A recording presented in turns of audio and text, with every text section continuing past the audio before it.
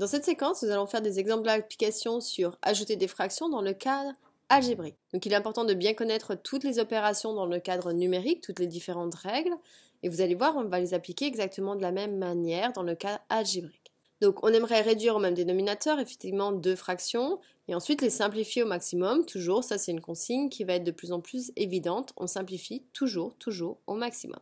Donc je vais faire 2x sur 1 moins 5x moins 4x moins 3 sur 1 moins 5x. Faites une pause sur la vidéo, essayez de chercher tout seul et venez voir si vous avez juste.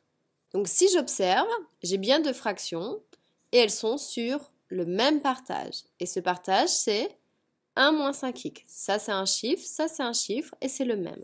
Donc en fait dans ces cas-là, c'était la règle 3, souvenez-vous, c'est celle qui permet d'ajouter lorsqu'on a le même dénominateur. Donc je peux tirer un grand trait de fraction, écrire 1 moins 5x, et recopier mes deux éléments. Première chose, je recopie mon 2x, et ensuite je fais mon signe, moins, et là avec le signe moins, gros panneau danger, grosse sonnette d'alarme, on est obligé de mettre des parenthèses parce que le signe moins va agir. Et il agit sur tout le monde qui est écrit ici. Donc pour être sûr qu'il agisse bien sur tout le monde, on est obligé d'abuser les parenthèses, sinon l'expérience prouve que vous oubliez ce fait-là. Parce que maintenant, comme j'ai un moins devant une parenthèse, je vais devoir, donc soit vous dites changer tous les signes, soit distribuer ce signe moins. Donner lui à 4x et donner lui à moins 3. Attention, il y a un signe aussi ici. Donc je recopie et obligé de tout recopier également le dénominateur, ça on ne peut pas y échapper.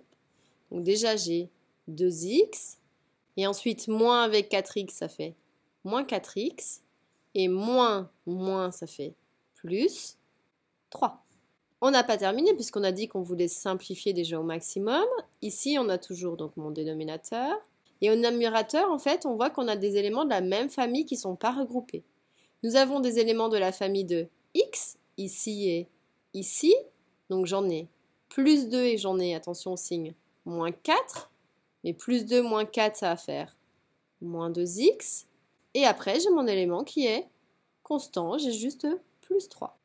Est-ce qu'on peut simplifier ici? Apparemment non. Interdiction en tout cas de simplifier par x. Je n'ai pas le droit parce que j'ai le droit de simplifier seulement lorsque je suis dans des configurations de multiplication.